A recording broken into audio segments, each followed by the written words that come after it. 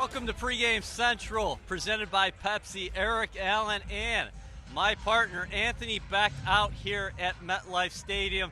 Anthony, you're working for the Jets. You're also working for ESPN. You called a college game yesterday between Georgia and Middle Tennessee State. You got yourself up here early this morning, going through the parking lots. What a scene here at MetLife. It was amazing. I mean, the fans are out. I'm coming through. Usually it's easy cruising throughout the stadium, getting where I need to be. There was cars backed up to come into the lots. People already had the tents up tailgating. Barbecues are going strong. It's electric outside. I can't wait to see this stadium full. Yeah, Anthony, what do you think the environment's going to be actually inside here after kickoff at 1 p.m. today? Well, how can it be electric? I mean, coming off a game against the Lions, everything we did on all three phases, special teams, offense, defense, and of course the buzz with Sam Darnold at the quarterback position. Fans want to see if this is for real. I'm excited to see what happens. All right, one of 4 first-round picks in 2000. Anthony Becht out of West Virginia. You played 5 seasons for the Green and White. What was your most memorable home opener?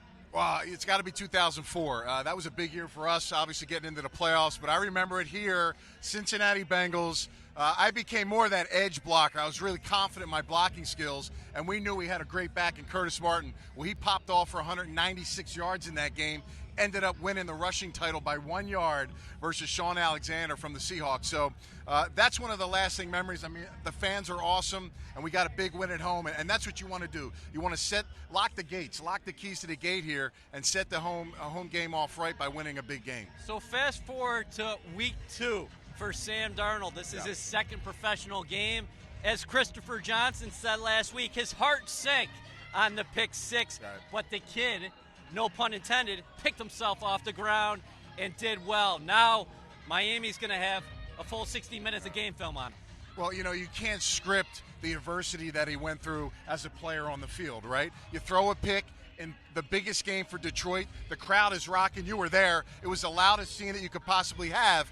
Now coming off the sidelines, his heart's beating, everything's running through his veins, and he's got to get refocused to bring the next drive. The one thing when I studied him at college at USC, and I was waiting for it to happen in the league, was some of those big interceptions or some of those fumbles that he had, how did he bounce back? Yeah. Some of the best series he's had in college were the next series after a turnover, and it proved to be a defining moment for him last week against the Detroit Lions. So bouncing back through adversity is the big thing, and how he comes back. And I think this game will only help him get better because he's such an even-keel quarterback. 16 of 21 last week for 198 yards with the 2 touchdowns. After that, 1 interception. Anthony, specifically, when you eye up the Dolphins defense on film, who does Darnold have to pay maybe special attention to? Well, you know, Darnold, I think, is a little step ahead of just being a rookie, right? Well, Dolphins, when you look at the matchup with the linebacker crew, Kiko Alonso, a little step slower, a veteran linebacker, but 2 young linebackers, Raekwon McMillan and Jerome Baker. Jerome Baker's a rookie, first-time starter for this team this season. Very undersized. Both of those guys are out of Ohio State. They're very aggressive. Smaller guys want to come downhill. Play action game, getting that ball, really selling it to the running backs for the Jets today, and Sam pulling it out. We saw a little bit, it's called RPO, right? Run pass option. Sell it down, bring the linebackers in, and then tuck some of the tight ends and some of the receivers over the top. That's a matchup I think we can win, and I'll be interested to see in the game. You were down in Tampa this week, but did you like some of the noise you were hearing out of the Jets locker room from Todd Bowles? It started Monday night. And then the veteran philosopher, I like to call him, Steve McClendon. They continue to preach. 1 game, outstanding effort against the Lions, but we got to move on to Miami. You're right. I think the biggest thing when you have a young team is the expectation levels and the pats on the back you're getting from the newspapers, from the media, from the fan base. Everybody's excited. But again, you got a great coach and great leadership on this football team that keeps everybody down a couple decibel levels, and that's going to be important. What we did last week, it's going to be hard to match that type of performance from an output standpoint, but you can come back and play just as well and have good phase play throughout special teams, offense, and defense to have a lot of success today against the Dolphins. Speaking of the aforementioned Todd Bowles, let's hear what he had to say on Jets' flight plan about today's matchup with the Miami Dolphins. Congratulations on a big season-opening win in Detroit. How did you feel like your team performed under the challenge of Monday Night Football, the bright lights? I thought all 3 phases played well. Very pleased with the performance. Those guys stepped up. What was your post-game speech like? I'm sure it was an exciting locker room. You should be happy. It's a great start to the season, but it's only one game. We know we got to get back to work Wednesday. 24-hour rule. You got to forget it the next day, and we got 15 more of these, so we got to get ready for Miami, AFC East Division rival. So we got to come in and put our heads down and start working again. On to the Dolphins now. They come in 1-0 after a win against Tennessee. Ryan Tannehill coming off injury last year. He's the leader of that offense. How do you guys slow him down? They got a lot of weapons. They run the ball very well with Drake and Gore. They got the receivers outside with Stills and Parker. So it's going to be tough. It's the AFC East battle. The records go out the window, and it's going to be a four-quarter fight, so we just got to be ready. I know you heard the crowd in Detroit. Jets, just, Sam Darnold, all the stuff that was going on in the stands. What are you expecting from the MetLife crowd in the home opener? Excited, we can give them something to cheer about like we did Monday night and to continue to keep cheering.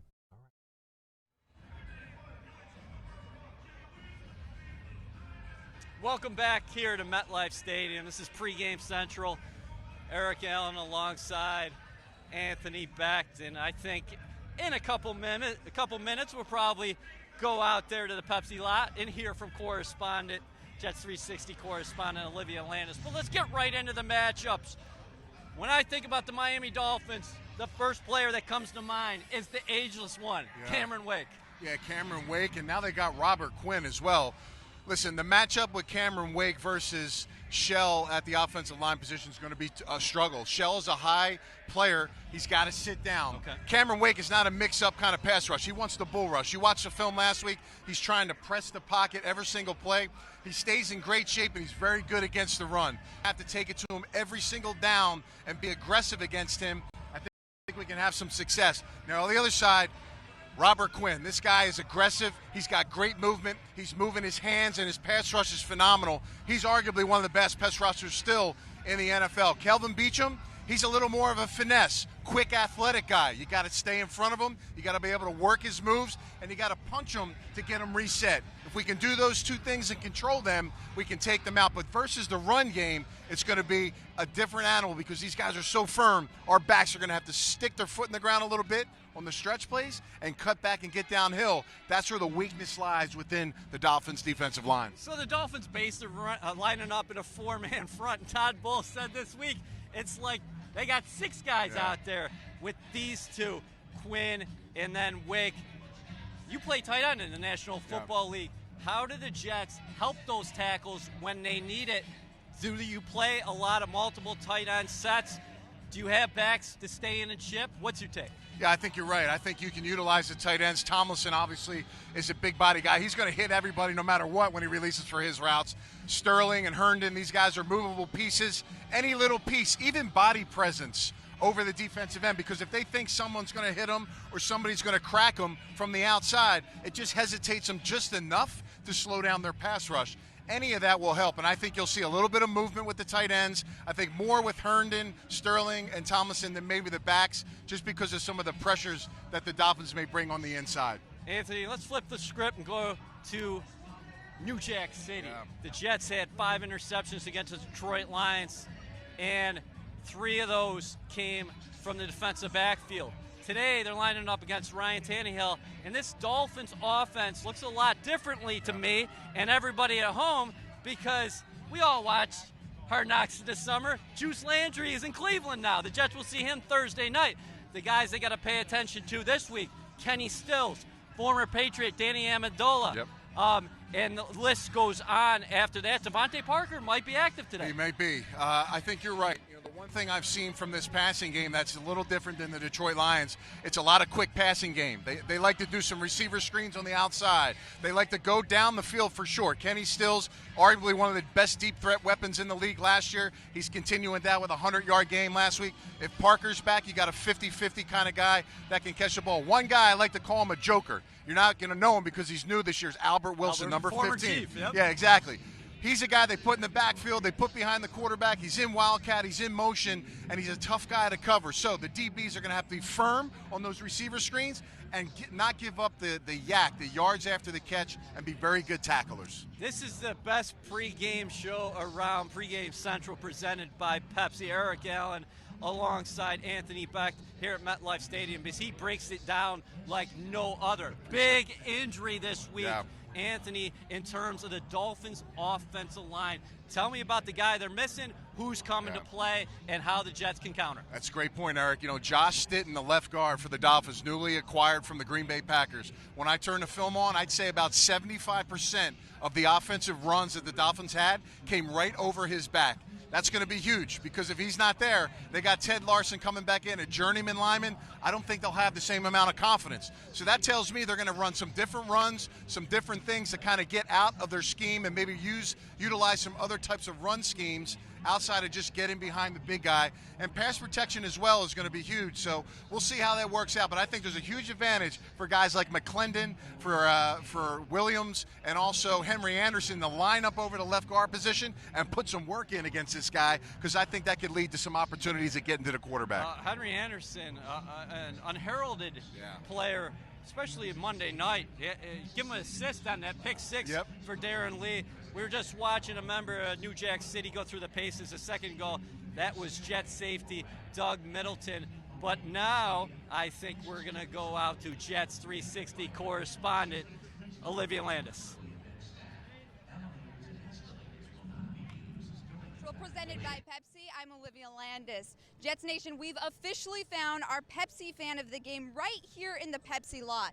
Steven has been a Jets fan for over 50 years. Steven, tell me about some of your tailgating traditions. We started at Shea in 1978, and we've been going straight through till now. Are there any special foods you guys throw on the grill before the game? Well, we try to cook the food of our opposition. If it's buffalo, we have bison. Today we have Mojo chicken, and we have sausages. What does it mean to you to be a Jets fan? It means that everything else in life is easier. Jets Nation, be sure to tune in every home and away game to Pregame Central for your chance to be the next Pepsi fan of the game. EA, back to you. Thanks, Liv. We're back here on set. This is Pregame Central presented by Pepsi. Eric Allen and Anthony Becht. Let's go to some fearless predictions now, Anthony. Yep. We're putting you on the spot. Yeah, well, you know what? You can't be fearless when you're making these picks, right? So I'm going to go with this. Last week, we didn't have any sacks. We had a ton of turnovers. And that really is attributed to the defensive line pressure and the speed that Stafford had to throw the football. I saw Tannehill in the film last week throw 2 interceptions. I think that may continue with some pressure. I think we get sacks. I'm going with at least three sacks today by the Jets. Sometimes these things come in bunches with the multiple looks and the left guard down for the Dolphins. I think we make it rain in the backfield today, per se. Speaking of making it rain in the backfield, how about Isaiah Crowell, who had over 100 yards last week, including a 62-yard score, which was the longest scoring run on the road in Jets history, and Bilal Powell. The Jets running game in Detroit totaled 169 yards and 2 touchdowns on the ground. Anthony, you talked about the Dolphins linebackers today. I think the Jets can take big advantage of them with a balanced offensive attack. Crowell and Powell will total more than 150 yards on the ground, and the Jets are going to 2-0. We're off to a great start here at MetLife Stadium, Pregame Central. Anthony's going to be here for every home game. AB, great job. No doubt, man. Fun stuff. Go Jets. We'll see you all next week.